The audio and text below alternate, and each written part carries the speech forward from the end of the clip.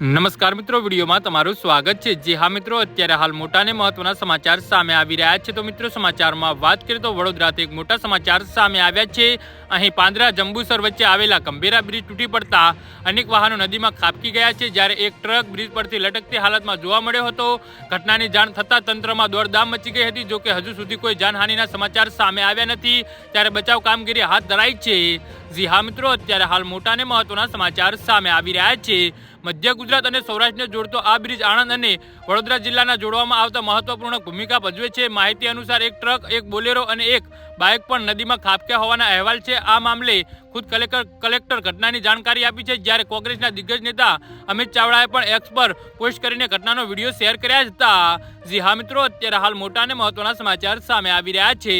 Bridge ધરાશય થઈ જવાના કારણે મોટા પાયે ટ્રાફિક જામની સમસ્યા સર્જાઈ છે, જેને ધ્યાનમાં રાખીને અમિત ચાવડાએ ટ્રાફિકનો નિકાલ કરવા વૈકલ્પિક વ્યવસ્થા કરવા તંત્રને અપીલ કરી હતી। આ બ્રિજનું નામ ગંભીરા બ્રિજ હોવાની જાણકારી મળી છે। ચાલુ બ્રિજ અચાનક તૂટી જતા ભારે હરાટી વ્યાપી ગઈ છે। બ્રિજ તૂટતા અનેક વાહનો નદીમાં ખાબક્યા છે। જી હા મિત્રો, તો આના વિશે તમારું શું કહેવું છે તો નીચે મારા કમેન્ટ બોક્સમાં જરૂરથી જણાવજો। ધન્યવાદ।